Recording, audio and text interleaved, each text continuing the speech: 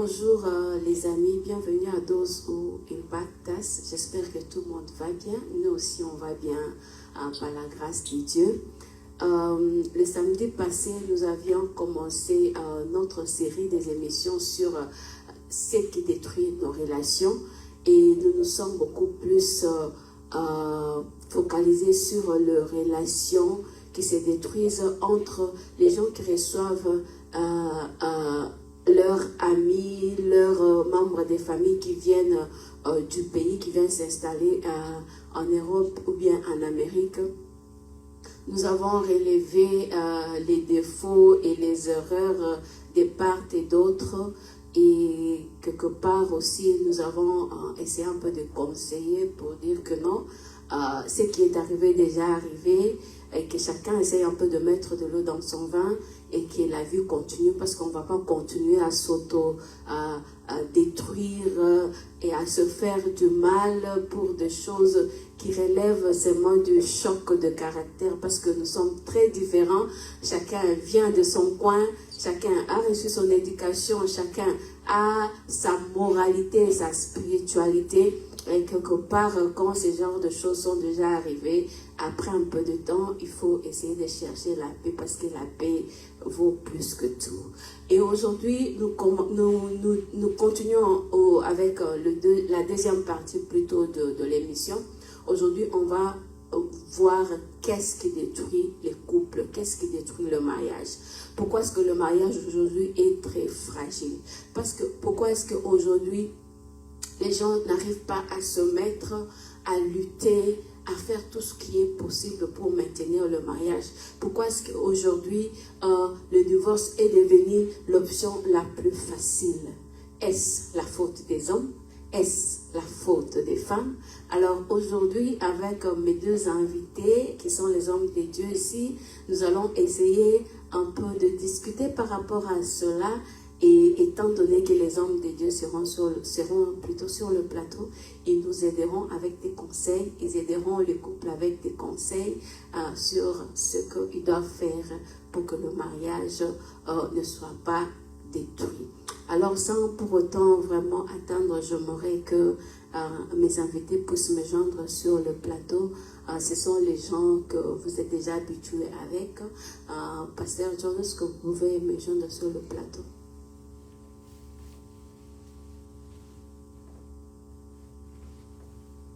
Bonjour, Pasteur John. Bonjour, maman. Comment ça va? Non, ça va, Dieu nous garde. En tout cas. Et mon deuxième invité, c'est le pasteur Blaise. Pasteur Blaise, est-ce que vous pouvez me joindre sur le plateau, s'il vous plaît? Bonjour, pasteur Blaise. Bonjour, maman. Comment vous allez? Bien, merci. Ça fait très longtemps que je vous ai eu sur le plateau, hein? Vraiment, vraiment. En tout cas. Lui, il est mon adversaire. Comment? Non, non. C'est un Toi, non, vous deux fois, vous faites un peu bon ménage, mais quand c'est lui et l'apôtre, c'est l'essence. Donc, ok, donc. Vous, au moins, des fois, vous arrivez à vous entendre, mais lui et l'apôtre, tout le temps, ce sont des disputes sur le plateau. Vraiment. Papa Blaise, Pasteur John, aujourd'hui nous allons un peu réfléchir sur ce qui détruit le mariage. D'abord, j'aimerais savoir pourquoi est-ce que les gens se marient. Bon, on a toujours parlé de pourquoi les gens se marient et nous ne pouvons que rentrer dans la Bible pour trouver le pourquoi les gens se marient. Et la Bible dit qu'il ne faut pas que l'homme soit seul. Je lui ferai une aide semblable. Et Dieu continue, il dit, afin qu'il se multiplie et qu'il remplisse la terre. C'est-à-dire, les gens se marient pour un but de continuer à continuer à accomplir l'œuvre de Dieu qui consiste donc à remplir la terre. C'est ça parmi le premier premier point que nous pouvons dire. Et ensuite, quand vous évoluez dans la Bible, vous trouverez dans l'Ecclésiaste, par exemple, la Bible est en train de dire vaut mieux deux qu'un, parce que l'autre, quand il a froid, l'autre peut le réchauffer. Et nous voyons à ce niveau-là combien les gens se marient pour avoir un secours, pour être secourus, pour être aidés. C'est-à-dire qu'au-delà de mettre les enfants au monde, il y a aussi une vie qui est partagée, il y a aussi un soutien qui est manifesté, mais au-delà aussi, les gens se marient aussi. Il y a même, quand vous lisez la façon dont la Bible est en train d'évoluer, vous allez dans le livre des Corinthiens, Paul dit, pour éviter l'impudicité, que chacun ait sa femme, que chacun ait son époux. C'est-à-dire les gens se marient aussi pour avoir des relations sexuelles dans un cadre qui est conscrit par Dieu. Moi, je crois que le pasteur peut ajouter. Pasteur Blaise, à vous la parole.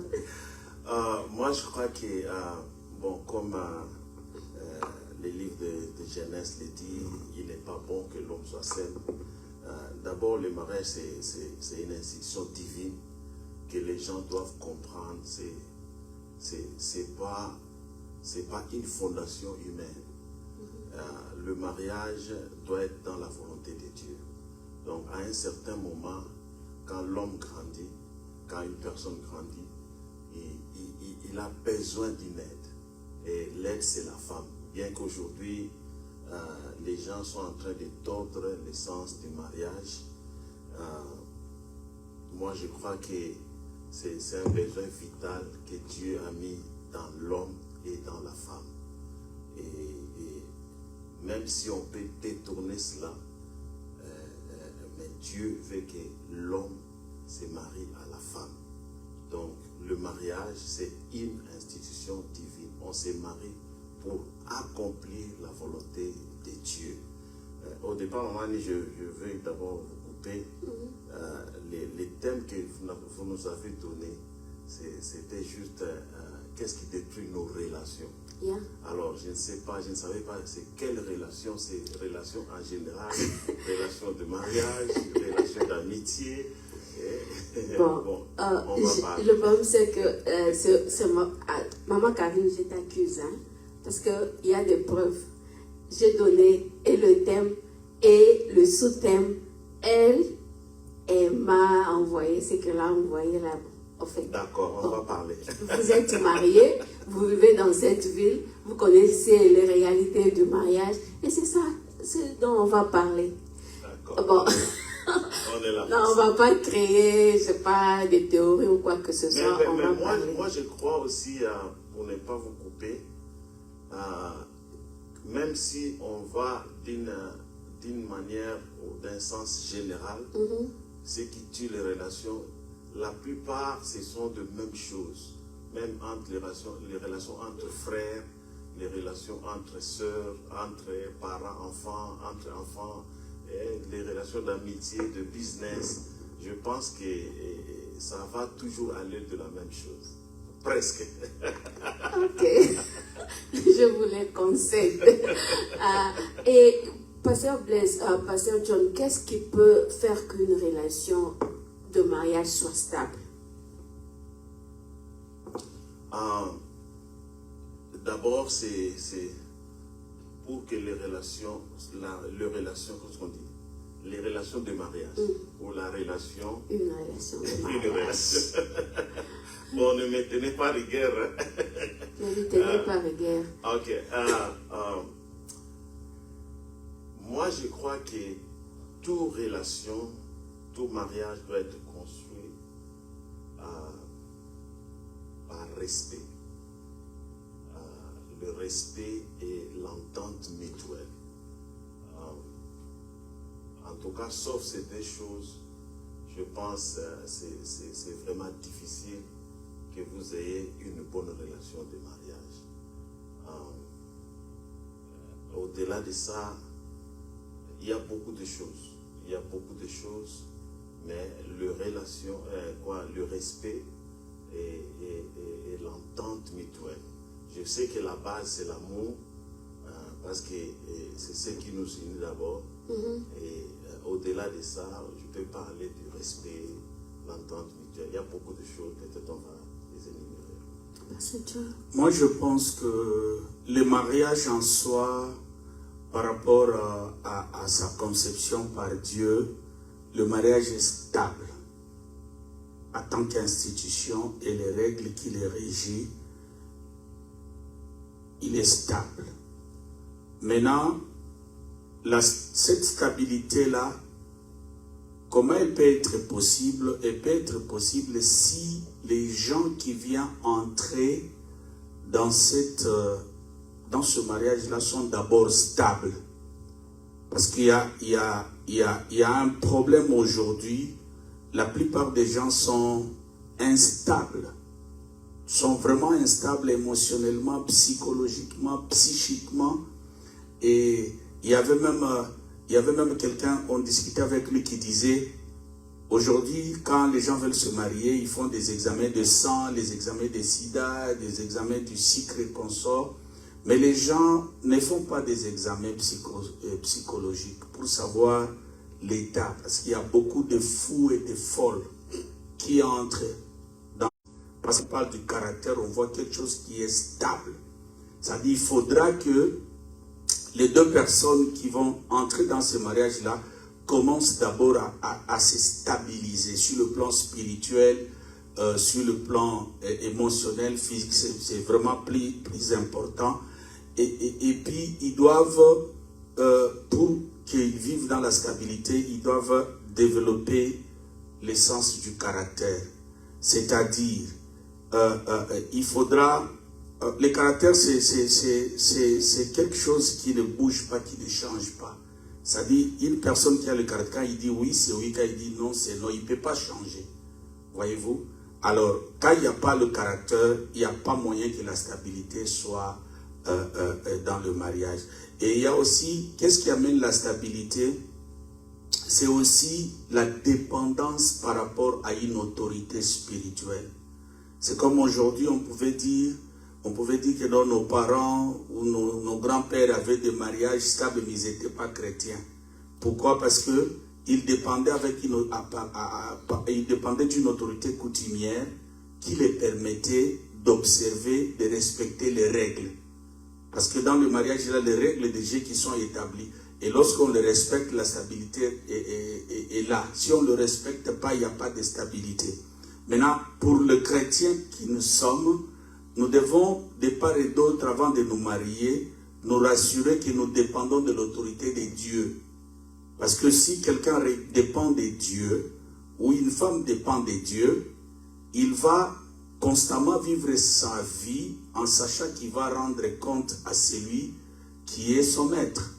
Et puis il va vivre sa vie conformément à ce que son maître lui demande de faire. Et quand une telle personne qui dépend de Dieu vient dans le mariage et qui sait ce que Dieu lui a dit de faire dans ce mariage-là, et qu'un homme qui dépend de Dieu vient dans ce mariage-là, automatiquement il a la stabilité. Et la stabilité, je crois que d'après moi et d'après mon expérience, c'est que pour que le mariage soit la stabilité et vive dans la stabilité, il faudra que Christ soit comme l'autorité qui guide et dirige ce mariage-là. Ah, ok. Il y a quelque chose que je veux ajouter. Je ne sais pas si l'homme de Dieu en a parlé dans l'émission précédente.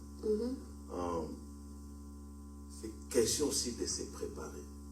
Parce que je vois, on a constaté que beaucoup de gens entrent dans les mariages, peut-être parce que ses amis, son entourage est marié, mais lui-même, il n'est pas vraiment préparé.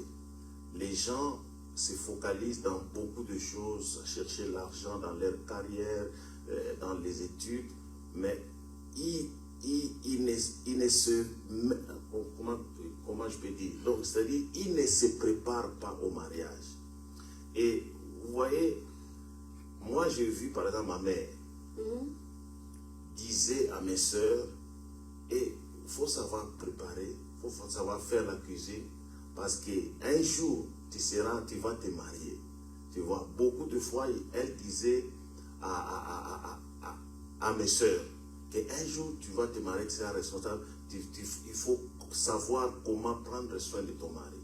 Des choses comme ça, dans le monde d'aujourd'hui, sont devenues rares.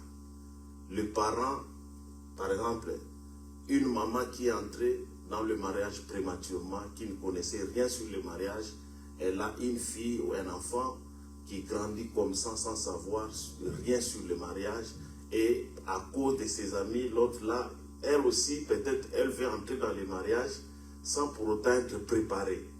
Et quand elle va entrer dans le mariage, et elle rencontre des choses ou des réalités qu'elle ne connaissait pas. Vous voyez, donc, le mariage, pour que le mariage se construise aussi, il faut qu'il y ait préparation. Il faut préparation spirituelle, préparation, comment dirais-je, morale. Donc, il faut que les gens savent se préparer aussi pour le mariage que pour leur carrière. Bon. Je voudrais ajouter quelque chose. Okay. J'ai toujours partagé avec des jeunes gens quand je les conseille par rapport au mariage. Je dis, quelqu'un quand il veut devenir médecin, il va à l'école de la médecine, il étudie, c'est-à-dire il va aller accumuler la connaissance qui va lui permettre de devenir médecin. Quand il veut devenir un avocat, c'est la même chose. Dans tout le domaine de la vie, vous allez voir que les gens vont apprendre pour exercer une carrière. Et cette carrière-là, souvent, est plus courte que la carrière du mariage. Voyez-vous? Mais pour ce qui concerne le mariage, les gens ne se préparent pas. Ou bien ceux qui devaient préparer les gens ont déjà démissionné depuis des années. Comme si vous suivez beaucoup de gens, quand ils disent qu'est-ce que ton père t'a dit quand tu voulais te marier? Généralement, les gens n'ont rien. Leur père leur a seulement dit il ne faut pas taper ta femme, il faut pas te marier à un Moulouba. Il ne faut pas te marier à un Moulouba. Et cette tribu-là, on ne s'entend pas avec cette tribu-là. Et puis il va dire il faut pas montrer tout l'argent à la femme. Et puis de l'autre côté, la femme aussi, peut-être il y a d'autres qu'on les dise rien. Une petite fille qui a 18 ans ou 24 ans, 25 ans, elle va se marier, on ne lui dit rien. Il y a même ceux-là qui vont se marier, ils savent même pas qu'au mariage là, il y a les sexes, on fait l'amour là-bas. Il ne sait pas. Il ne sait pas qu'on... Ça dit que quand on ne prépare pas les gens, on ne le prépare pas, ça c'est compliqué pour que ces gens-là puissent vivre la stabilité. Parce que d'abord, ils ne savent pas. Il y a certainement, il y a des choses qu'on doit apprendre en étant dans le mariage, mais il y a des choses qu'il faut savoir avant de se marier. Et connaître certaines choses peut aussi aider la personne, parce que j'ai rencontré des gens, par exemple, qui ont dit qu'il ne veut pas se marier. Parce que lui ne saura pas supporter tout ce que... Moi, je respecte ces gens-là. Il y a des femmes et des hommes. Il y a même d'autres qui disent, bon, ils se sont mariés, mais ils ne veulent pas mettre au monde des enfants. Parce que les enfants, c'est aussi un casse-tête dans le mariage. Ils se sont décidés, ils ne vont pas faire. Voyez-vous? C'est-à-dire, il y a des choses que l'homme et la femme doivent apprendre, connaître ça, pour que quand ça va arriver, qu'ils ne puissent pas être surpris.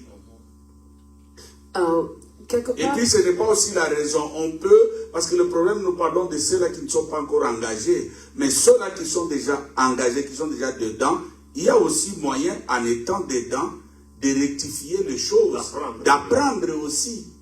Voilà. Bon, quelque part, Pasteur John, vous avez dit que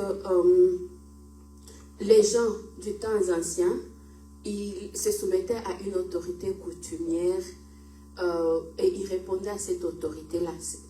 Aujourd'hui aussi, nous avons des autorités. Nous-mêmes, en tant que chrétiens, vous l'avez mentionné, je pose cette question parce que tu vas voir même des gens de chrétiens, tu le vois vraiment un chrétien peut-être engagé, un chrétien qui craint Dieu, peut-être il est serviteur de Dieu. Donc, à quelque part, c'est quelqu'un qui a une autorité à laquelle elle se soumet. Mais tu vois, cette personne, quand il s'agit maintenant du mariage, elle arrive à échouer. Qu'est-ce qui est à la base de cela?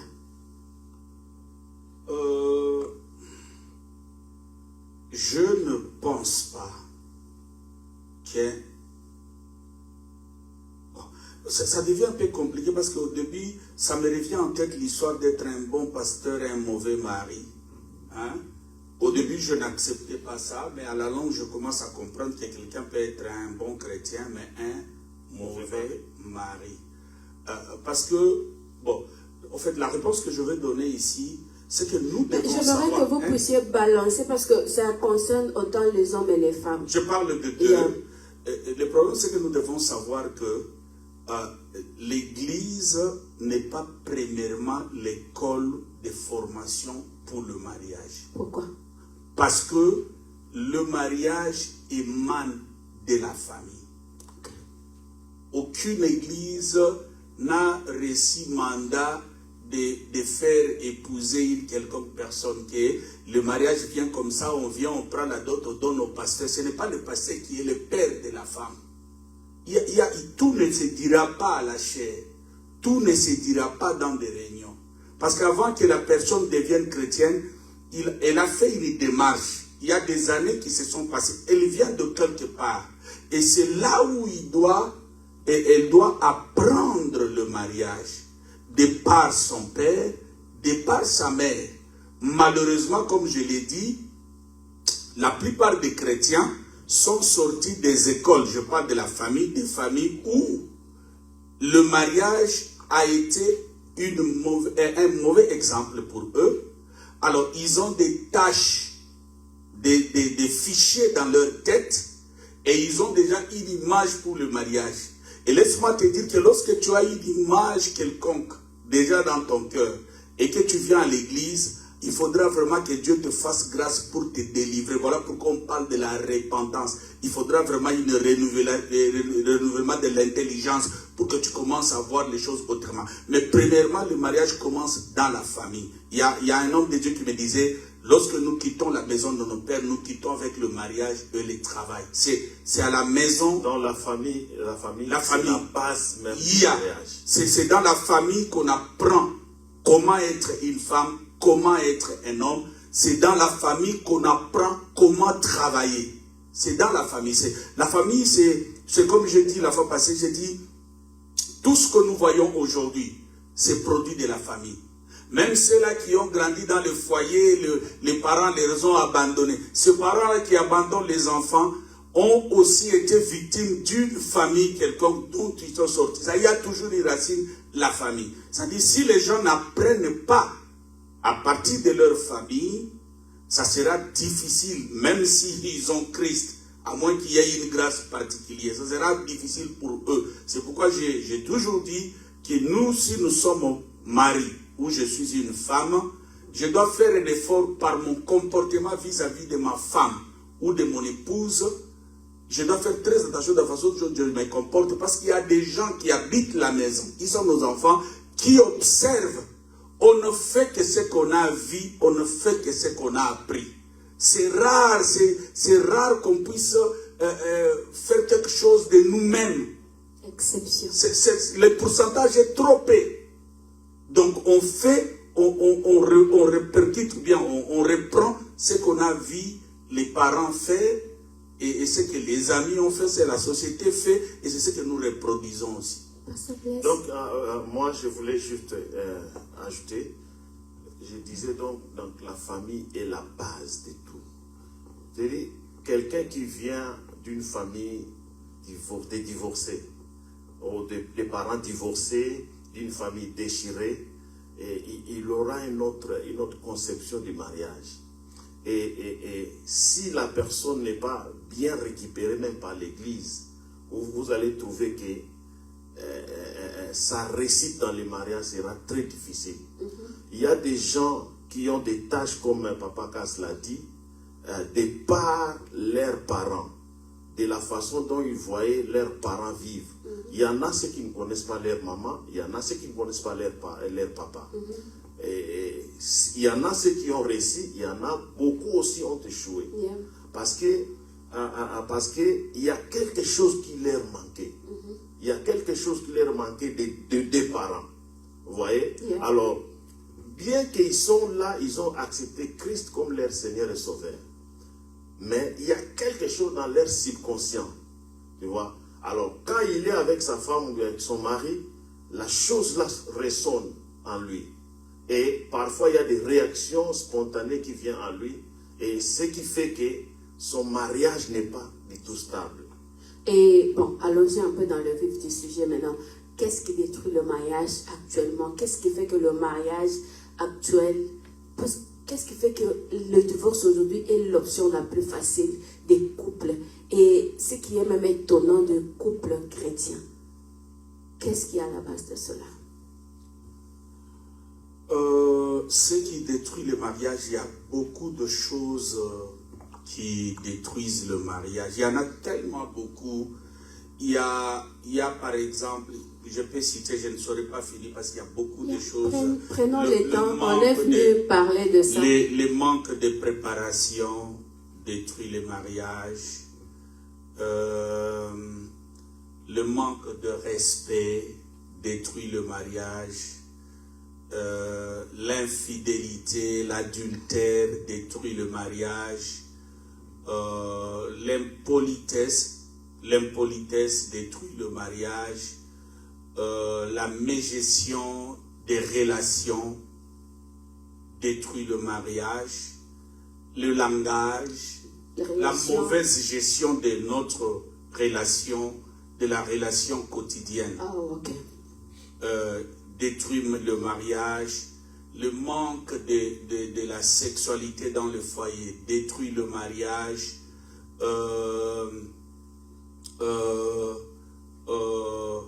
Il y a beaucoup, la brutalité, les bagarres détruit le mariage. Il y en a tellement beaucoup, peut-être parce que le pasteur... Je peux ajouter le manque de communication, il y a les mépris, par exemple, le mépris souvent vient des complexes de supériorité ou d'infériorité. Il y a les injures, il y a l'influence de mauvais amis. Il y a les agents extérieurs. Les agents extérieurs. Il y a le stress aussi qui vient de peut-être des crises financières ou soit l'influence extérieure qui vient, le stress qui vient parfois du travail. Ça dépend de ce que l'on fait.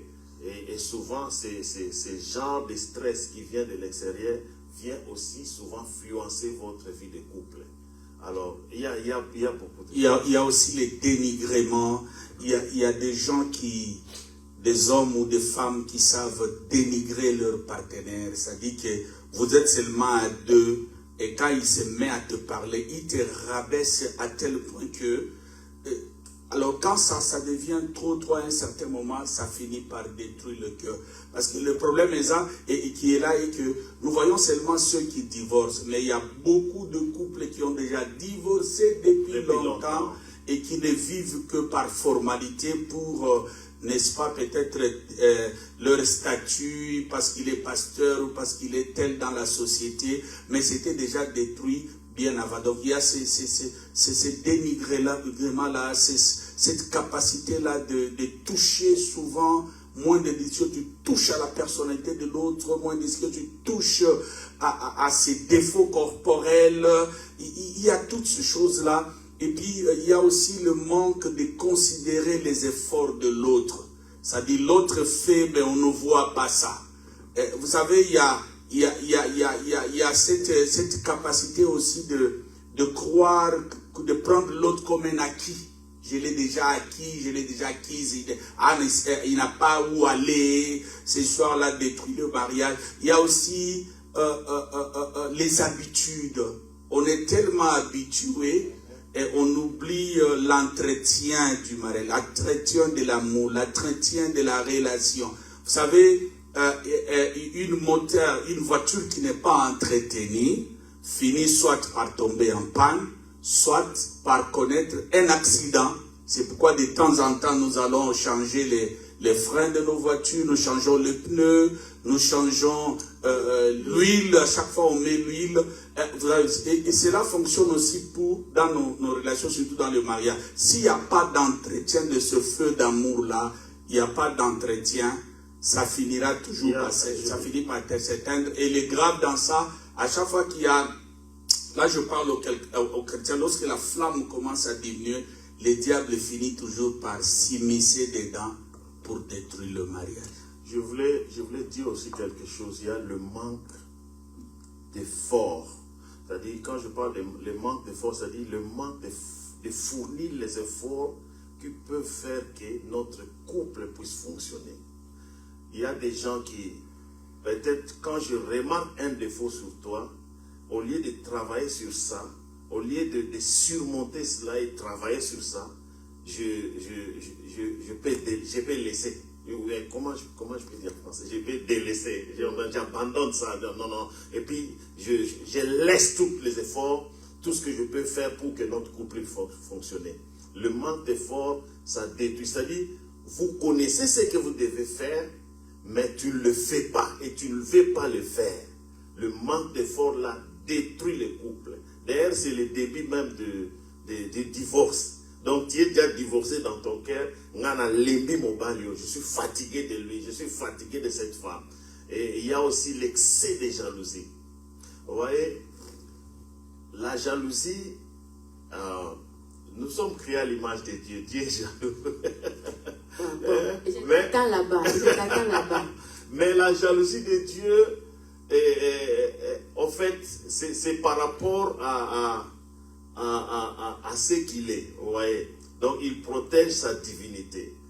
Alors, l'homme aussi, la femme protège son territoire. Oui, bien sûr, mais les excès, c'est pas bien. Par exemple, moi, je ne peux pas voir ma femme avoir des relations que moi, je ne contrôle pas. Vous voyez? Yeah. Alors, ça va engendrer la jalousie. Vous voyez? Non, qu'est-ce que tu fais avec lui? Qu'est-ce que tu vois des choses comme ça? Tu vois pas le visage d'un jaloux. Qu'est-ce qui se passe? Alors, si ça devient par excès, ça détruit la relation. Parce que ça devient, tu entres déjà dans les soupçons. Tu soupçonnes déjà que ma femme sort avec cet homme, tu vois des choses comme ça. Donc ça devient, et tu détruis déjà des immeubles en toi. Bon, Pasteur Blaise, je vous ai entendu, vous avez énuméré des erreurs, les raisons, les causes qui peuvent faire qu'un mariage puisse se détruire. Mais vous pensez que ces causes-là n'ont pas existé dans les temps passés? Dans les temps passés, il n'y avait pas de femmes irrespectueuses. Est-ce qu'il n'y avait pas des hommes infidèles? Est-ce qu'il n'y avait pas des femmes avec tous les défauts que vous avez énumérés? Mais qu'est-ce qui fait que nos aïeux étaient capables de rester dans le mariage, malgré... Le divorce n'était pas vraiment un mot d'ordre comme aujourd'hui. Il y a Mamani, vous savez, le monde moderne, là où nous vivons, avec les androïdes, avec... les films Hollywood, ça influence beaucoup les vies, ça influence beaucoup de couples, ça influence beaucoup de choses avec qu'est-ce qu'on appelle ça, AI, intelligence artificielle, les Google, les YouTube, ça influence beaucoup. Et tout cela, ça existait. Mais le problème est que quand quelqu'un, comme nous avons dit auparavant, quand la personne est bien préparée dans le mariage, il va faire des efforts pour faire marcher son mariage, pour que son mariage puisse fonctionner normalement. Et c'est-à-dire, il y a auparavant, là par exemple, tu ne pouvais pas, la femme ne peut pas prendre ses histoires et sortir, partir. Parce que moi j'ai vécu des choses comme ça, que jamais la femme peut prendre ses histoires et à quitter la maison de son mari. Tu vois des choses comme ça. Mais aujourd'hui, la femme quitte librement. D'ailleurs, la femme ne quitte même pas, il chasse l'homme de la maison. Ici, par exemple, où nous vivons. Ou bien elle balaye toute la maison, voilà. Elle part. Elle balaye toute la maison, elle part. Mais quelqu'un ou là, une personne qui est bien éduquée, une personne qui est bien instruite, il ne va pas faire ça. Alors, donc, c'est un problème d'éducation, c'est un problème aussi des temps, des moments où nous vivons aussi. Bon, ce que je vais dire, c'est que nous devons connaître d'abord que le mot divorce n'a pas commencé aujourd'hui. Aujourd'hui, peut-être elle a pris l'ampleur, mais le divorce a commencé depuis le temps de Moïse. Déjà, la Bible disait déjà que si le mari ne veut pas de sa femme, il va écrire une lettre de divorce, il donne à la femme qui se sépare. Ça dit que même depuis longtemps, Dieu savait que le cœur de l'homme se fatigue à un certain moment pour des raisons que je ne soutiens pas ici. Ça n'a pas commencé aujourd'hui, les divorces, depuis longtemps. Peut-être aujourd'hui, cela a pris l'ampleur. Pourquoi? À cause, premièrement, de l'indépendance financière de la femme. À l'époque, non seulement aujourd'hui, je parle de à l'époque, il y avait le poids de la coutume qui pesait. Et ce poids-là faisait que quand une femme divorce, il met la honte sur la maison de son père et de toute la famille. Toute la famille, même les oncles, tout le monde, parce que ce que cela impliquait qu'elle n'a pas été bien éduquée pour rester dans le mal. Donc c'est la faute de sa mère et de son père, de ses tantes, de tous les gens de la famille. Et c'est comme ça que les gens, même ceux-là qui étaient par exemple dans les cas les plus extrêmes, parce qu'il y a eu des violences aussi à l'époque, dont la femme n'était pas protégée depuis bien longtemps. Et c'est ce qui faisait qu'à l'époque-là, il y a ceux-là qui succombaient dans la maltraitance, mais il y avait aussi des hommes qui étaient des hommes qui étaient bonnes et qui étaient bons plutôt avec leurs femmes. Voyez-vous, tout n'était pas mauvais même dans l'ancien temps, mais il y avait la coutume qui érigeait et qui régissait les familles. Avons la loi. Et même la loi, si vous regardez par exemple dans la loi, le code de la famille congolaise, par exemple, d'où nous venons, vous allez voir que le divorce n'est pas quelque chose qui est favorisé. C'est-à-dire, on donne les gens beaucoup de temps. C'est-à-dire, dans la culture africaine, cela n'a pas vraiment existé. Mais avec la mondialisation, il y a maintenant cette influence-là. Par exemple, même dans ce pays, si avant la guerre mondiale, il n'avait pas le problème de parce que la femme était à la maison et c'est l'homme qui pourvoyait pour son bien-être. Maintenant, quand les hommes sont revenus à la guerre, ils ont trouvé leurs femmes prendre leur place du travail. Alors, quand la femme déjà a un moyen financier et qu'il sait qu'il peut subvenir à vivre sans l'homme, facilement, quand il y a même des choses qu'il pouvait supporter, et elle ne pourra pas supporter. Et il y a aussi l'histoire d'évolution, parce que le monde est en train d'évoluer, et puis le mœurs évolue, les caractères des gens, même les coutumes sont évolutives. Voyez-vous, avec l'évolution, ça dit parce que quand la femme a l'argent, parce qu'aujourd'hui, il y a des gens qui vont se marier avec une femme qui a déjà l'argent, qui a son travail. Ça dit qu'un homme doit être capable, en dehors de l'argent, lui donner quelque chose de plus que ça pour qu'il puisse vivre. Voyez-vous? Voyez-vous? Et là, il y a un challenge du côté des hommes à ce niveau-là. Voyez-vous? Et aujourd'hui, il y a trop de divorces aussi parce que les gens ne veulent pas, pour les chrétiens, surtout dans l'église, les gens ne veulent pas observer la parole de Dieu. Parce qu'il y a un couple chrétien qui craint Dieu, qui pratique la parole de Dieu, qui dirige leur mariage selon les principes de Dieu, où est-ce qu'ils vont divorcer? Où est-ce qu'ils vont divorcer? Parce que les gens ont rejeté la loi de Dieu, c'est comme ça que Dieu les a rejetés. Ce n'est pas que quelqu'un qui prêche ou qui détient la Bible, ce n'est pas tous ceux qui prêchent ou tous ceux qui pratiquent qui détient la parole de Dieu, le pratique. Parce que le problème, c'est de le mettre en pratique, surtout dans l'église.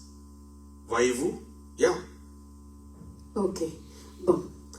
Vous savez, c'est déjà un fléau. Mais est-ce qu'on peut, au moins aujourd'hui, adresser le problème? Mais avant de l'adresser, est-ce qu'on peut d'abord parler aux femmes? Selon vous, qu'est-ce que vous avez remarqué dans le chef de la femme moderne? Après, on va aussi voir ce que l'homme moderne fait qui contribue beaucoup plus à la déstabilisation ou bien à la destruction du mariage. Pasteur Blaise. Moi, je pense que la femme moderne, c'est pas pour prendre la place de l'homme. D'une manière pratique, la femme se bat. Il se bat vraiment pour prendre la place de l'homme. Voilà pourquoi aujourd'hui, il y a des femmes, il y en a même qui sont mariées, ils sont à la maison, elles dictent tout. Elles dictent tout. Donc, elles se battent vraiment, sans le savoir, pour prendre la place de l'homme. Alors, moi, je pense que cela part toujours de l'éducation. Vous voyez, il y a toujours un moyen de refaire les choses, de faire asseoir les choses et de refaire les choses. Que la femme comprenne sa place. Moi, je parle là-bas. Quand tu dis elle se bat pour prendre la place de l'homme, tu ne penses pas aussi quelque part, parce qu'il y a aussi des hommes tellement passifs, inactifs, que la femme trouve que, en tout cas, si je baisse mes bras ici, on va nous chasser de cette maison.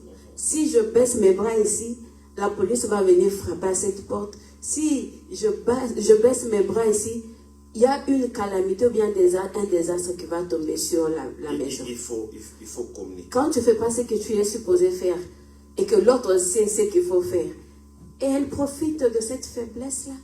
Tu ne vois pas quelque part aussi qu'il y a aussi cette faiblesse-là dans le chef de certains hommes qui fait que les femmes maintenant prennent les devants. Oui, je suis tout à fait d'accord, mais il faut savoir communiquer quand on est dans un couple. Il faut savoir faire asseoir les choses quand on est dans un couple. Tu vois, parce que je vois mon mari abaisser le bras et je prends les devants. Non, ça c'est une malédiction qui entre dans la maison. Les gens ne comprennent pas ça. Parce qu'un jour, le mari, il va, comment je peux dire, à Usutuka. C'est-à-dire, à Usutuka. Donc toi maintenant tu es homme, moi je suis femme dans cette maison. Tu vois, ça devient un sujet de crise dans la maison. Alors, il y a toujours moyen de réarranger les choses quand on est dans un couple. C'est pas que tu trouves que ton mari... La femme est là. La Bible dit, la femme est une aide pour l'homme. Il faut qu'il aide l'homme. Il faut qu'il aide l'homme aussi à travailler. Combien de fois nous autres, parfois, moi je me sens fatigué, je vais faire ça, je ne vais pas aller au travail, tout ça. Quand ma femme me voit 2 jours, 3 jours, je ne travaille pas. Elle dit, bon, papa, qu'est-ce qui se passe? Il faut aller travailler. Tu vois, des choses comme ça. Il faut aller travailler, il faut travailler. Tu as des enfants, tu as la maison, tu as une maison à prendre soin.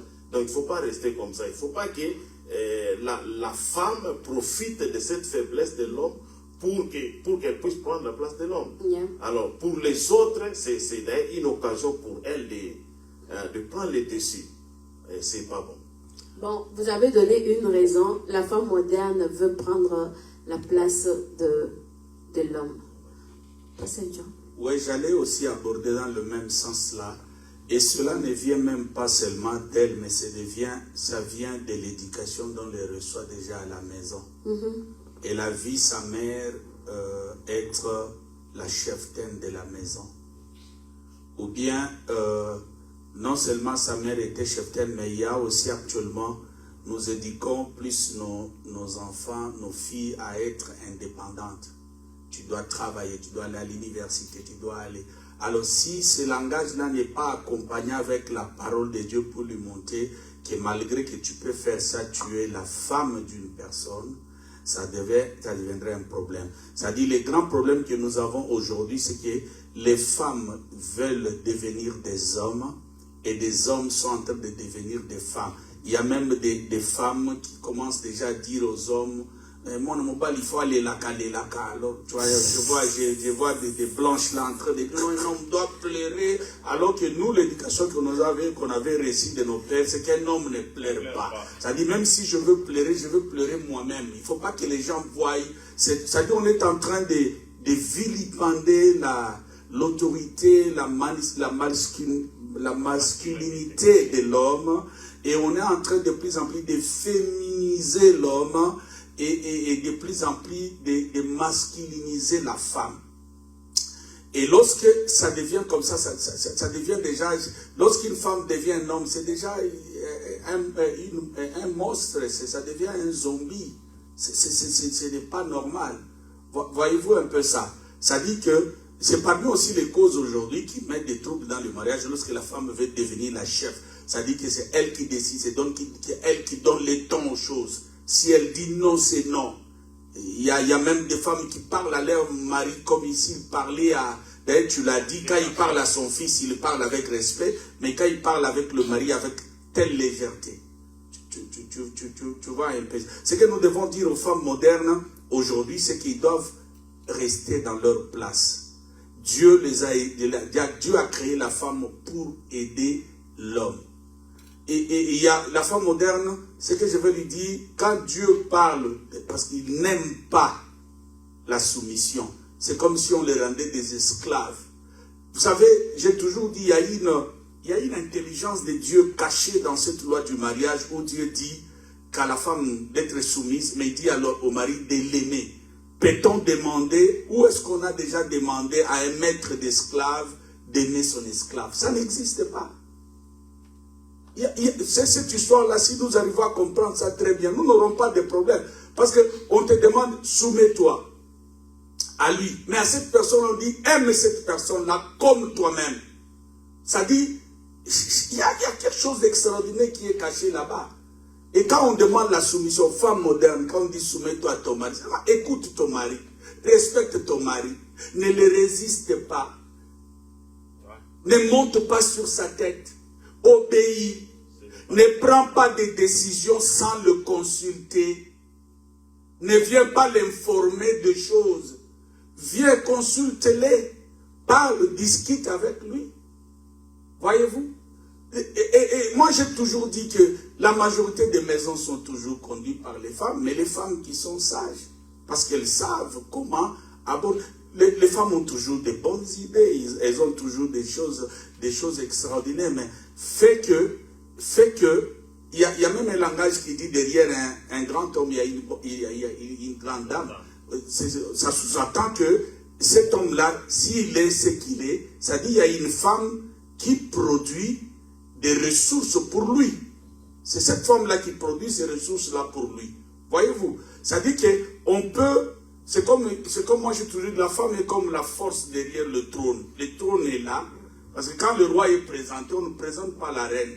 Même si la reine a fait qu'on dit sous le haut patronage, les présidents, c'est le roi qui sort. Mais on sait aussi que ce roi ici, pourquoi on dit, on refuse à la femme de commettre l'adultère?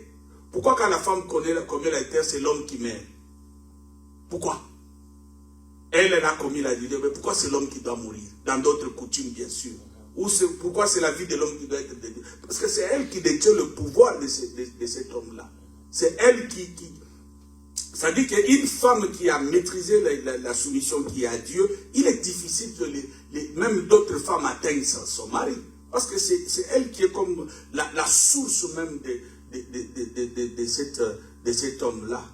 Voyez-vous. Alors, aussi longtemps que les femmes voudront prendre la place la femme prendra la place de son mari dans la maison. Moi j'ai vu des discussions dans des couples. Elle veut me dominer. Moi, on ne me domine pas. Tu ne peux pas le faire. Et ça devient un sujet de problème. Et comme le pasteur Blaise a dit, une maison, toute maison qui est dirigée par une femme, par rapport à nous chrétiens, c'est une maison maudite. Moi, personnellement, là, j'aimerais intervenir et surtout parler à la femme africaine. C'est que personnellement, moi, j'ai remarqué la femme africaine faire. La femme africaine, surtout quand elle vient ici, elle devient beaucoup plus, même plus occidentale que celle qu'elle a trouvée ici. Toi, tu ne prépares pas. Ton mari à toi a toujours faim.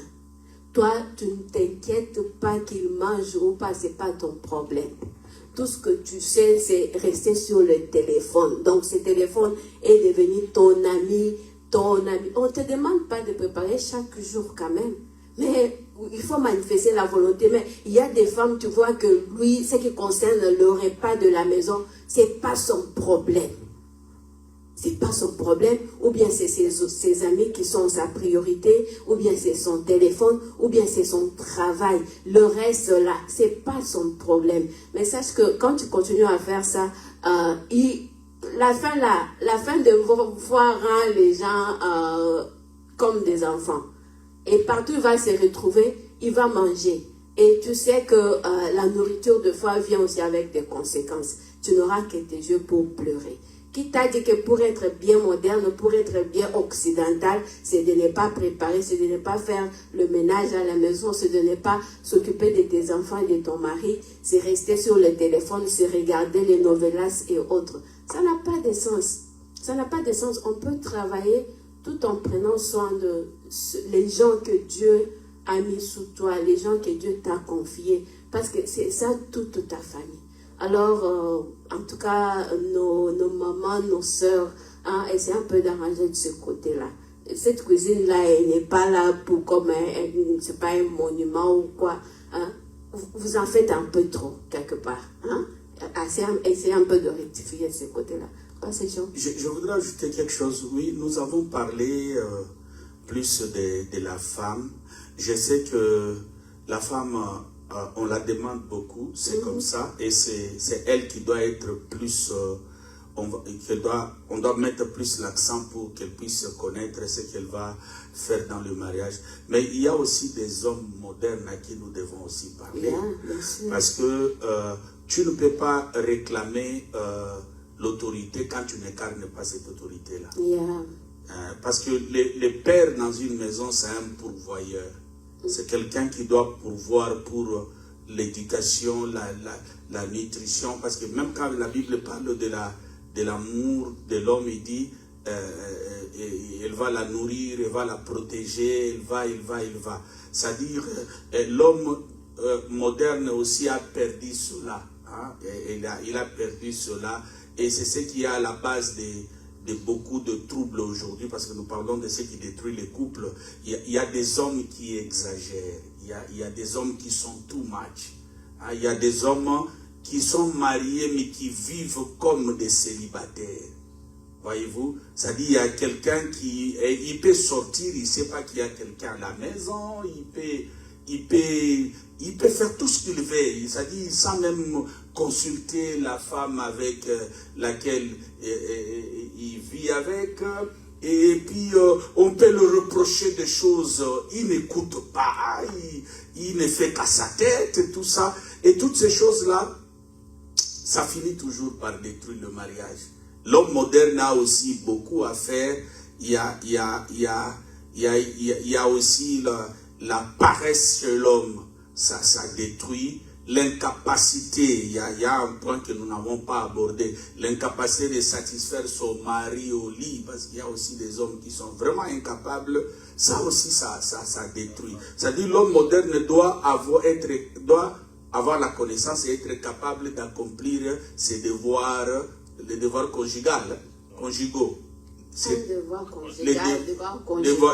devoirs conjugaux, c'est-à-dire il doit être capable d'amener le pain dans sa maison, il doit être capable de vêtir sa maison, même si sa femme travaille. Même si, d'ailleurs, elles-mêmes, les femmes disent toujours, l'argent qui vient d'un homme, ça fait toujours du bien. Même si l'homme travaille, et même si la femme travaille, mais tu dois être capable, toi, en tant que mari, de vêtir ta femme, de payer ta maison. Parce qu'il y a beaucoup de conflits dans le foyer aujourd'hui. C'est lorsque nous vivons en colocation. Il y a beaucoup de mariages qui vivent en colocation. Ça dit que, bon, à un certain moment, voilà ce qui se passe. Nous vivons en colocation, nous participons, je donne tout pour la participation. Et puis, toi, en dehors de ça, tu sors avec d'autres femmes. Bon, maintenant nous sommes colocataires. Qu'est-ce qui va empêcher aussi à l'autre de sortir? Voyez-vous? C'est-à-dire, à un certain moment, on doit manifester le sens de responsabilité en tant qu'homme dans la maison. Parce que quand on aime quelqu'un, on ne la maltraite pas. Quand on aime une femme, on ne la tape pas. On n'injurie pas ce qu'on aime. Et la Bible dit que ce que tu ne veux pas qu'on te fasse, ne le fais pas à l'autre. Voyez-vous? Il y a aussi ces problèmes-là. il y a vraiment des maris qui sont mauvais. Hein? Ils gardent des secrets, l'argent. Sa femme ne connaît pas comment il gère son argent, d'où part son argent. Il ne sait pas. Hein? Il y a même des hommes là, quand l'argent entre seulement comme ça, il vient avec un projet. Tout ça parce qu'il ne veut pas que cette femme-là puisse toucher à l'argent. Voyez-vous? Et il y a aussi d'autres qui sont violents. La violence physique, la violence verbale. Moi, j'ai toujours dit, quand tu n'arrives pas à gérer une femme, laisse-la. Parce que tu es incapable de la gérer. Parce que si tu commences à taper, ce que tu peux lui montrer que je peux m'imposer par ma force, alors que ça ne changera absolument rien. Tu peux taper une femme, à un certain moment, ça commence même à la miser. Pasteur Blaise, les hommes, quelque part, eux aussi sont responsables. Oui, moi je pense nous trouvons aussi beaucoup des irresponsables, des hommes irresponsables. Mais je voulais parler un peu en vrac. Je voulais parler sur les deux côtés. Parce que j'ai aimé la question, votre toute première question, quand vous avez demandé pourquoi on se marie. Parce que beaucoup de gens se marient, ils ne savent pas pourquoi se marier. Et c'est quoi même le mariage. C'est-à-dire, c'est une question de motif. Il y a des jeunes gens qui se brûlent, je peux dire comme ça, dans un, je sais pas. Donc, c'est-à-dire, il est à la pose moi aussi. Alors, il n'est pas prêt au fait de se marier, mais il a besoin d'une conjointe pour le sexe. Légal. Une autorisation, en fait. Être autorisé. Voilà. Donc, pour lui, au fait, le mariage, c'est ça. Et c'est tout, c'est fini, rien d'autre. Et il y a des femmes qui disent, je suis fatigué de notre mariage et de notre famille, par exemple. Je suis fatigué de rester dans la maison de mon père. Alors, il faut que je me marie, que j'aille chez moi. Mais sans savoir qu'elle va aller faire là-bas. Et donc, de tous côtés là, vous allez trouver, ils vont commencer à se chercher. Et nous allons regarder, mais qu'est-ce que ces gens font? Ils vivent des crises sur crises sur crises sur crises dans leur maison. Vous voyez? Parce qu'ils ne savaient pas c'est quoi le mariage et pourquoi on s'est marié. Vous voyez? Alors, il y a beaucoup de couples comme ça. Beaucoup de couples comme ça. Il y en a ceux qui sont à l'étranger, comme ici, en Europe, tout ça, ils se marient pour les documents, par exemple. Il y en a qui se disent, bon, je n'ai pas de maison, je suis fatigué de payer la maison, il faut que je cherche un homme, tout ça, pour qu'elle puisse me prendre. Voilà, des choses comme ça, tu vois. Il y a des single moms qui entrent dans le mariage prématurément parce qu'elle est fatiguée, le rendez-vous de l'enfant, et ceci, c'est là. Alors elle va se dire, bon, tu vois. Ça, il va m'aider. Elle va m'aider, il va m'aider, il va prendre le charge de mes enfants, des choses comme ça. C'est-à-dire, les motifs, si le motif n'est pas sain, les conséquences vont se suivre. Et il y a beaucoup de conséquences. Parce que ça, ce n'est pas le mariage même. Il y a beaucoup de gens que nous voyons en couple. Nous disons ils sont mariés, mais en réalité, ils ne sont pas mariés. En réalité, ils ne se sont pas mariés. Tu vois? C'est pourquoi nous constatons qu'il y a des hommes qui sont des irresponsables, des hommes paresseux. Nous voyons des femmes inconscientes. Tu vois? Ils sont comme ça. Donc,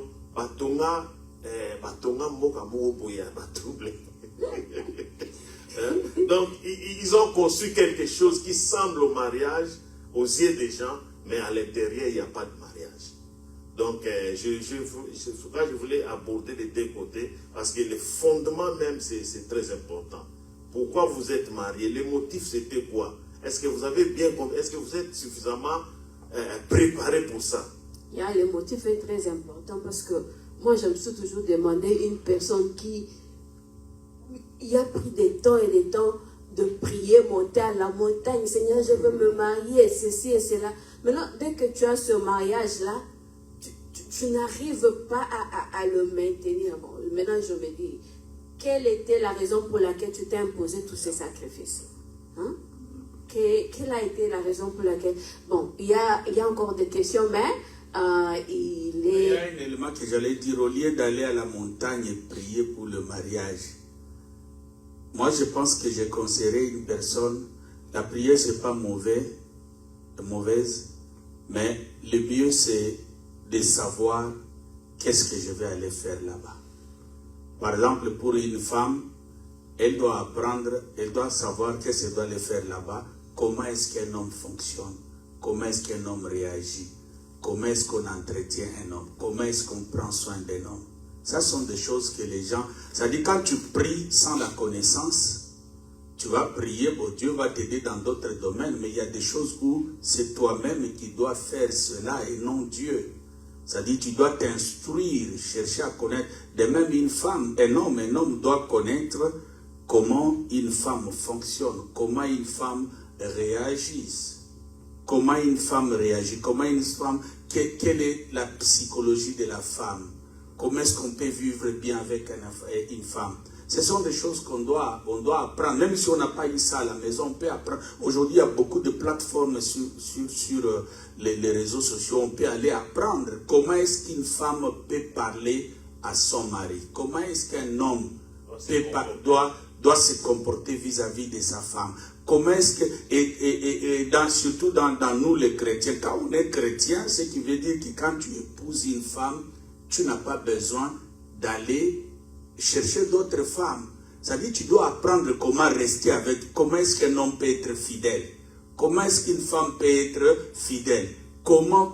Ce sont, vous savez, j'étais en train d'écrire quelque part, je disais, pour savoir et pour réussir dans quelque chose, il faut savoir comment ça fonctionne. Il ne faut pas d'abord chercher à chercher pourquoi ça fonctionne. Non. Cherche comment ça fonctionne.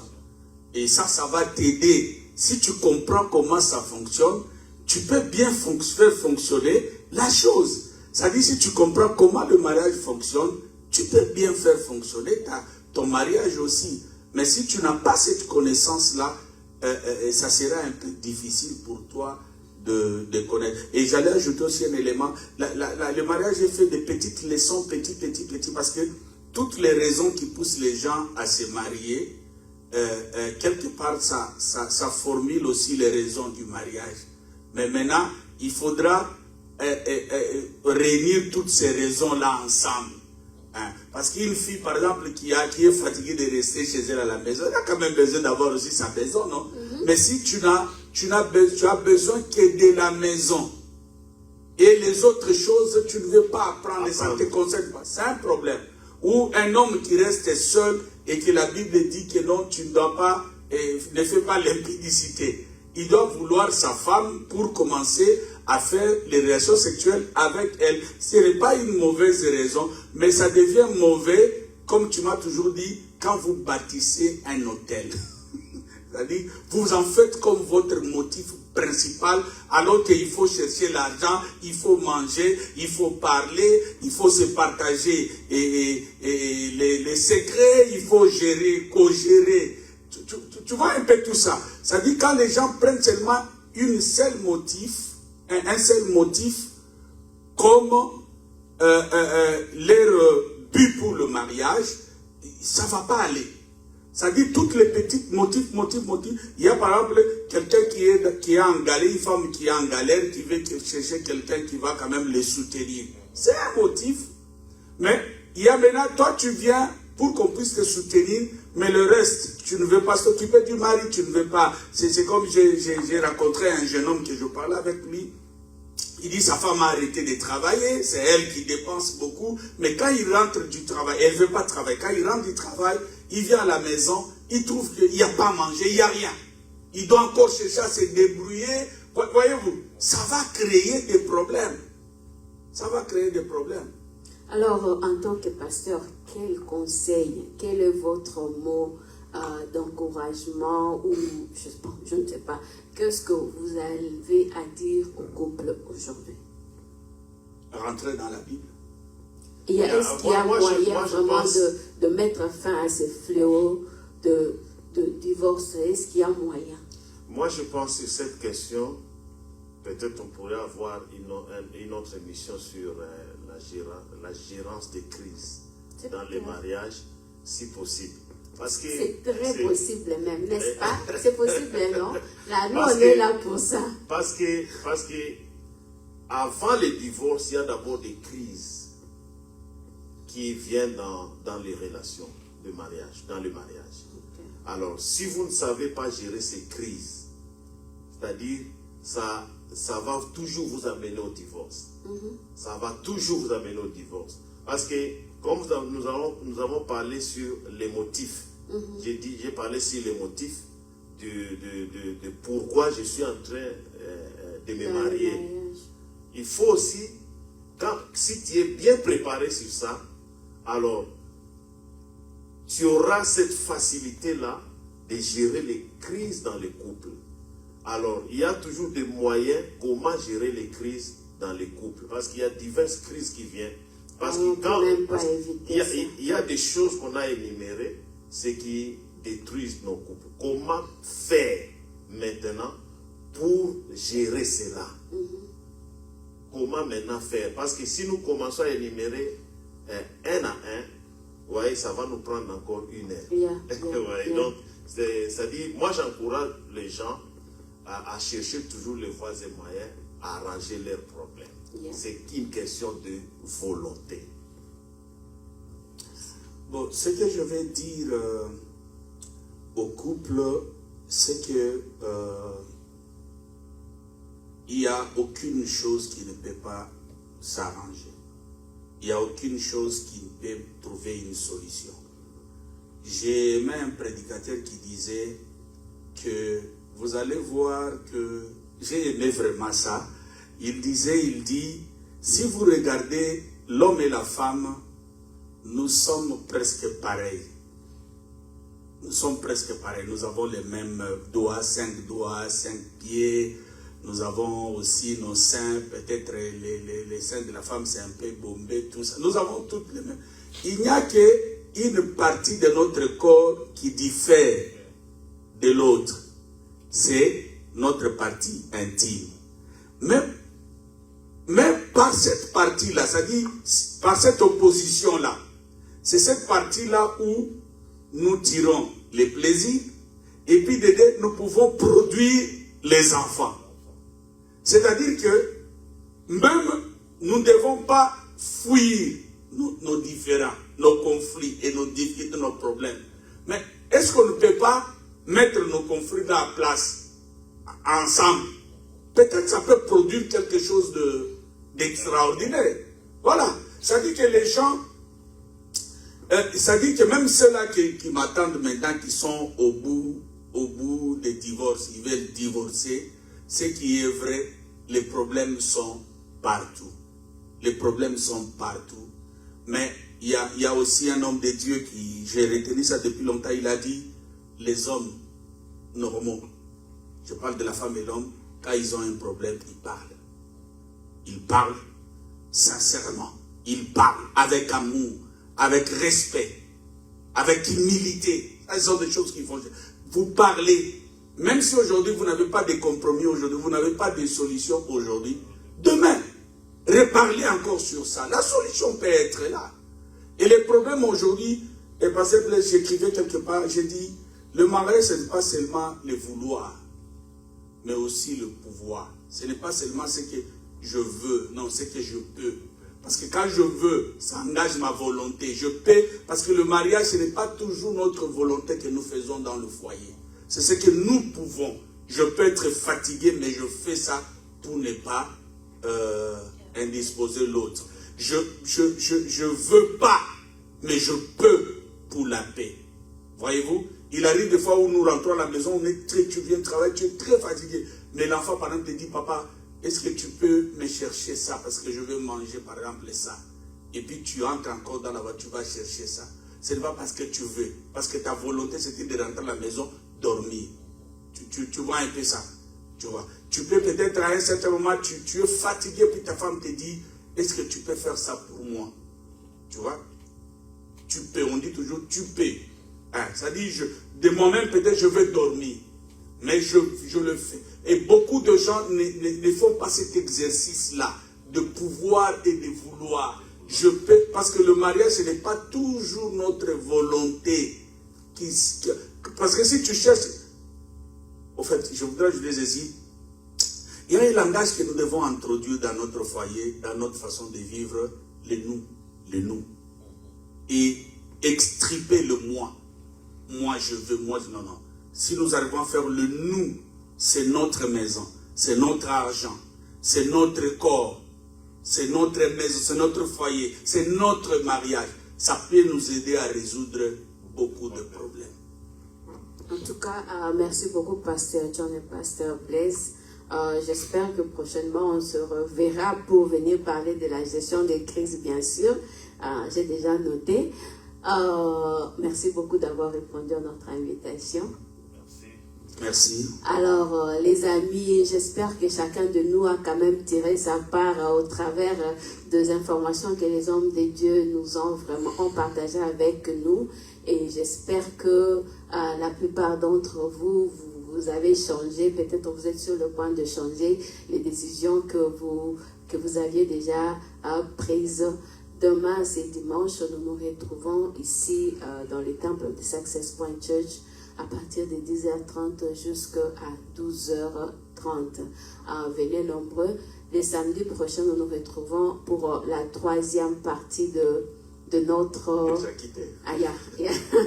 la troisième partie de notre émission. En tout cas, restez branchés parce que on est là pour proposer des bonnes choses. Que le Seigneur vous bénisse et à samedi prochain. Bye.